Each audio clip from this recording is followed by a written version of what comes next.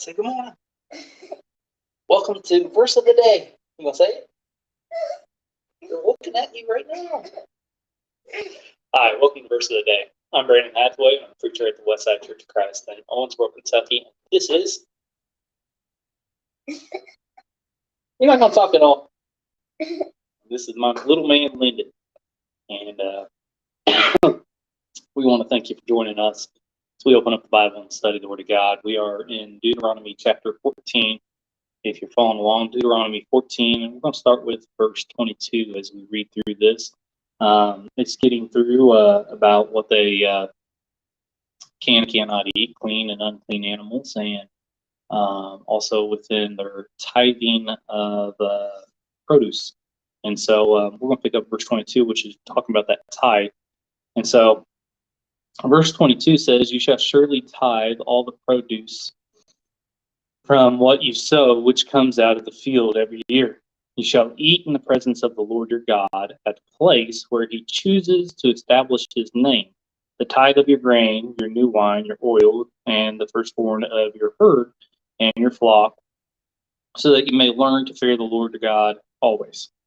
If the distance is so great for you that you are not able to bring a tithe, since the palace where the Lord your God chooses to set his name is too far from you when the Lord your God blesses you, then you shall exchange it for money and bind the money in your hand and go to the palace place which the Lord your God chooses.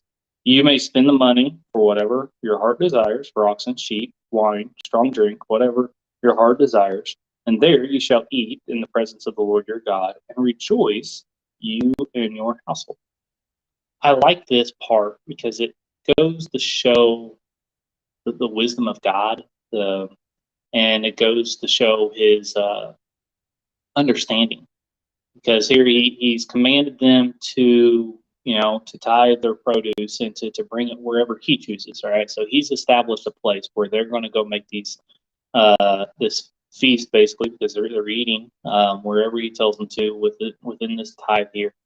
And they're supposed to do it. But he also understands that some people live farther away and they live a great distance away. So to bring all that produce with them and to take it all the way there and to get it there while it's still fresh and still good to eat, still well, it's just some places it's not going to work out. And so he says, well, then you can sell that tithe, take the money with you, and once you get there,